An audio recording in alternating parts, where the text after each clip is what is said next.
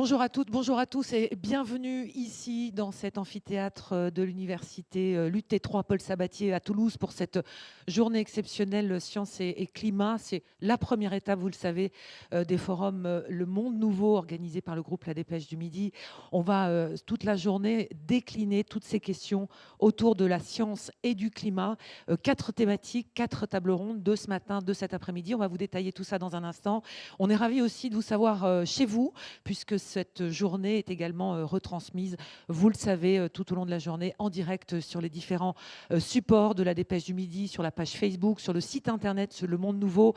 C'est important aussi parce qu'à travers les réseaux sociaux, eh bien, on a décidé également de vous donner la parole, vous permettre de réagir et de poser des questions à tous les spécialistes, tous les scientifiques qui, tout au long de la journée, vont venir ici sur scène pour nous expliquer à quel point aujourd'hui, il n'est plus le temps tout simplement d'attendre, il est le temps d'agir. Je vais céder la parole pour ouvrir cette journée si particulière et si riche, avec un plateau extrêmement riche, à Marie-France Marchand-Bailey, présidente du groupe La Dépêche du Midi, pour pouvoir effectivement nous présenter cette journée et l'importance aussi dans le cadre du monde nouveau que cette journée consacrée à la science et au climat. Bonjour, bienvenue à toutes et à tous, à ceux qui sont présents et aussi à ceux qui sont derrière leurs écrans.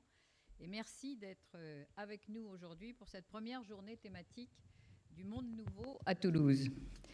Je remercie également le président de l'université Paul Sabatier pour la mise à disposition et l'accueil dans cet auditorium. Quoi de plus sensé que d'évoquer ces questions de science et de climat dans une université qui forme nos futurs scientifiques. Les étudiants d'aujourd'hui représentent l'avenir de notre monde et de notre société. Et pour que ces générations puissent disposer d'une planète vivable, il est urgent de se mobiliser. L'engagement et l'élan de la jeunesse en faveur des questions environnementales redonnent de l'espoir et nous obligent. Il faut que des actions fortes soient entreprises au niveau des États pour freiner concrètement le dérèglement climatique. Aujourd'hui, c'est aussi la société tout entière qui doit prendre conscience de ces enjeux. Le forum Le Monde Nouveau a été pensé et créé en 2019 pour donner la parole aux acteurs de la transition écologique, qu'ils soient scientifiques, élus, privés, étudiants, citoyens. Autour des thèmes étudiés lors des COP successives, énergie renouvelable et territoire, sciences, santé, nouvelle citoyenneté, agriculture, alimentation, économie circulaire, aménagement, mobilité, biodiversité, océans, eau, faune, forêt, nous avons la volonté de mettre en lumière les solutions qui existent déjà et les savoirs que viennent partager les scientifiques reconnus, ainsi que les initiatives vertes qui se développent. Il est de la responsabilité sociale et sociétale d'un groupe de presse qui couvre l'ensemble d'une région de 6 millions d'habitants d'être au cœur des préoccupations de ses concitoyens. La transition écologique, indispensable au bien-vivre des générations futures, en est une majeure. Quel monde voulons-nous laisser à nos enfants ? Une planète malade, l'extinction de la biodiversité, 50% de la faune a disparu dans les 50 dernières années, la montée des eaux dans les océans qui engendre les submersions sur les côtes, le dérèglement climatique tel qu'il entraîne inondations et méga-feux dans un monde épuisé. Il faut agir maintenant, rapidement, avant d'atteindre le point de non-retour sur lequel nous alertent si souvent les scientifiques.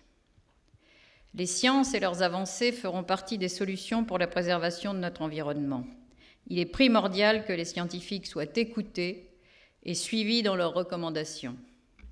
Je pense bien évidemment aux membres du GIEC qui ne cessent de nous mettre en garde, mais également et surtout, aujourd'hui, aux éminents intervenants qui vont se succéder lors des tables rondes et que je remercie une fois encore pour leur présence. L'événement de Montpellier ainsi que les journées que nous allons organiser dans chaque département ont pour but d'informer et d'alerter nos concitoyens sur ce que chacun à son niveau peut entreprendre pour participer à cette volonté d'inverser le cours de l'histoire. C'est la théorie du colibri. Je fais ma part. Et nous, médias majeurs en Occitanie, nous faisons la nôtre. Le Monde Nouveau est porté par une association du même nom qui s'est dotée d'un comité scientifique dont le but est de proposer les sujets à évoquer durant les forums et les journées thématiques. Je suis heureuse de retrouver ce matin Catherine Jandel, qui a accepté d'en être membre et qui soulignait lors d'une réunion la situation plus qu'inquiétante des mers et des océans. Aujourd'hui, les tables rondes vont permettre de traiter en profondeur ces questions. Je vous souhaite une excellente journée et je vous invite à nous retrouver en présentiel ou en live au Forum du Monde Nouveau qui aura lieu du 1er au 3 octobre à Montpellier pour participer aux débats et aux ateliers. Je vous remercie. Très bonne journée. Merci beaucoup Marie-France Marchand-Bailey. Je cède maintenant la parole à vous, Catherine Jandel, donc présidente du Conseil académique de l'Université fédérale Toulouse Midi-Pyrénées, pour l'ouverture de cette journée consacrée au climat et à la science. Merci beaucoup. Je tiens d'abord à remercier Le Monde Nouveau pour cette invitation et aussi à excuser le président de l'Université fédérale de Toulouse, Philippe Rimbaud. L'Université fédérale de Toulouse qui est en train de devenir l'Université de Toulouse, mais je vais y revenir très rapidement. Cette université, c'est plus de 100 000 étudiants. C'est une force de recherche de 4 500 chercheurs et presque autant de doctorants. C'est une diversité de thématiques absolument exceptionnelle, tant qu'on dit qu'ici on a un petit CNRS, c'est-à-dire qu'on couvre absolument toutes les disciplines. Tous les organismes de recherche sont présents, comme du CNRS, IRD, INSERM, INRAE. Tout ce petit monde est présent sur la place toulousaine. Nous avons un CHU, une école vétérinaire, 35 établissements. Donc c'est vraiment une force de recherche, une force de formation, de transmission des savoirs qui est extrêmement importante. Cette université, elle est en pleine mutation. Et en particulier, face aux défis qui nous sont posés et que vous venez de rappeler, Mme Marchand-Bailey, les défis environnementaux, les défis de société, les défis concernant le climat, les défis concernant l'effondrement de la biodiversité, la santé animale, la santé humaine, la ressource énergétique et les limites de notre planète qui touchent directement à la question des transports, toutes les questions relatives à l'énergie.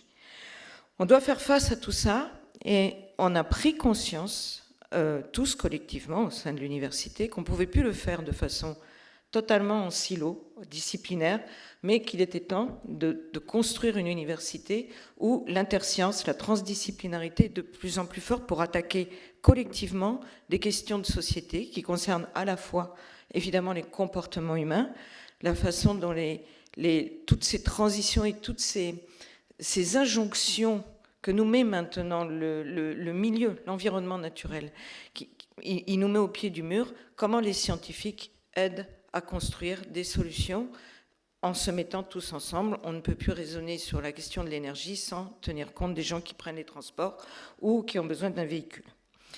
Donc on doit travailler tous ensemble et c'est ce sur quoi nous travaillons en ce moment au sein de l'université. C'est aussi ce qui explique pourquoi le président Philippe Rimbaud a été empêché.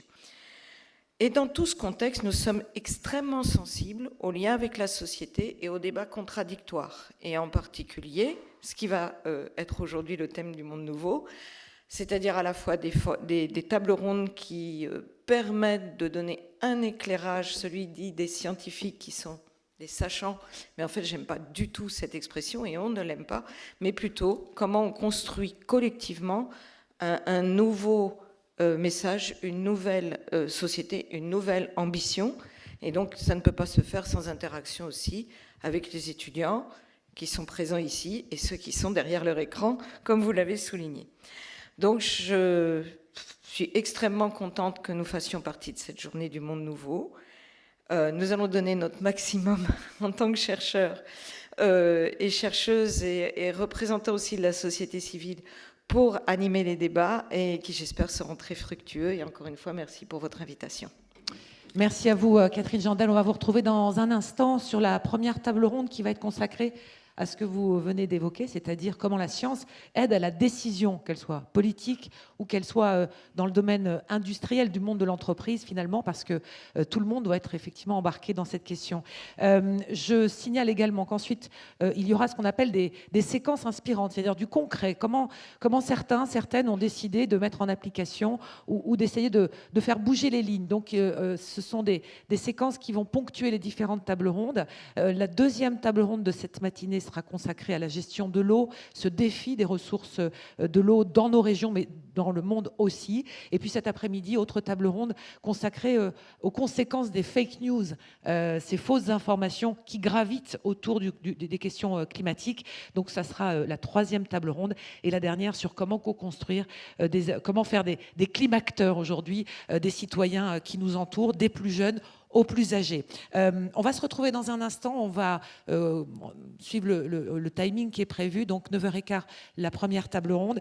Moi, je voudrais remercier donc tous ceux qui sont à l'origine et qui permettent cette journée, ces partenariats avec l'Université fédérale, la région Occitanie, l'Université Paul Sabatier, la ville et la métropole de Montpellier, laboratoire Pierre Fabre, Vinci Autoroute, l'agence Adour-Garonne, le groupe La Dépêche du Midi évidemment, Sud Radio et Via Occitanie, les partenaires médias. C'est une journée dont vous pouvez la suivre à distance depuis chez vous sur le mondenouveau.fr et sur Facebook également sur le site de la Dépêche du Midi. On s'arrête un court instant, on se retrouve donc 9h15 sur cette thématique, l'aide à la décision, chercheurs, collectivités, entreprises au cœur de l'action climatique. À tout de suite.